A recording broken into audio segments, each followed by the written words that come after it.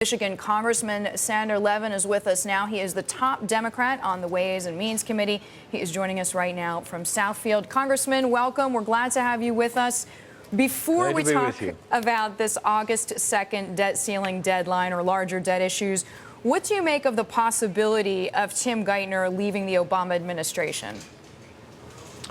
I hope it doesn't happen. He's so hardworking. I've been at breakfast in his office at 8 a.m. He's also, I think, been very effective. For example, in explaining the debt crisis, I think he does it so well, makes it so clear this is real. And in so many respects, I think he's become a very important spokesperson and a guider of policy. So I hope very much, look, we've got some real challenges ahead of us. He's in the thick of trying to solve them. I hope very much. I think it would be better for our country if he stayed on. He works hard. You can get tired of that job. It's so it's probably compelling. Obviously extremely demanding. But he has taken a lot of criticism from both sides of the aisle in the sense that conservatives have said he is the face of the Obama administration and some of the things that have been less popular. On the flip side, many liberals have seen him as too close to Wall Street. But all in all, you say he's a hard worker, he has good negotiating skills, and it would be harmful if he left. No, I very much think so. You know, everything he did was not popular, but it was necessary. If we hadn't acted some time ago when there was this crisis, where would this economy be? And so people criticized the steps that were taken. They weren't always perfect. I think the banks did not step up to their responsibilities in many cases. But if we hadn't acted, I know it's hard to think back, but let's do so for 1 second as we think about his possible departure. It was essential that we tackle these issues. He was willing to do so.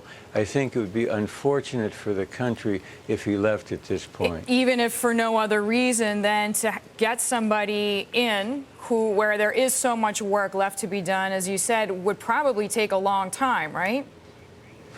Yes, and I think, you know, it's so highly partisan, and the Republicans in the Senate have been blocking a lot of appointments.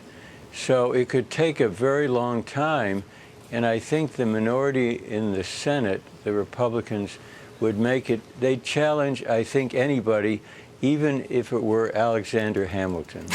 All right. And of course, for the Obama administration, I mean, the administration has lost quite a few people from its cabinet. I mean, Summers, Orszag, Christina Romer, Goolsbee. I mean, there has been an exodus. So we have to assume that the president would like Tim Geithner to stay on. Speaking of the work that has to be done, Congressman, August 2nd is looming. Will the Democrats take a short-term deficit deal? How is this going to get resolved? I think it's preferable if there's long-term. I think the Republicans have to really get off the dime and be willing to have some dimes spent by taxpayers who can afford it. I think we have to have major cuts. That's true. They have to be the right ones. I was in the House when Republicans voted, for example, to disallow any expenditure by the Ag Department for climate warming, or to follow through on getting a hold of derivatives, cutting But a WIC short-term programs. deficit deal might not be out of the mix?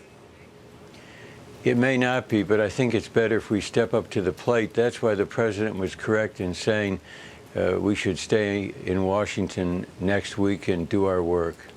How upset is Congress about the ratings agency saying that if the U.S. does not raise the debt ceiling, that we could be rated much lower down than we are right now? How upset is the average congressperson? How threatened is he or she about this? Well, I don't think we feel threatened personally. I think the nation's economy is threatened. And so I think we have to face the music, but to do it in the right way, and we're going to have to politically dance together. And the Republicans essentially are saying no revenues. And that's not a tenable position. There has to be a balanced approach. And August 2 is a real date. You know, I hear some of my colleagues saying, well, let's pay off what we owe China. Can you think of something that's kind of a crazier idea? Thank you, Congressman. Sander Levin of Michigan joining us there, saying a short-term deficit deal not off the table. But you heard the congressman say it better if we focus on the long term.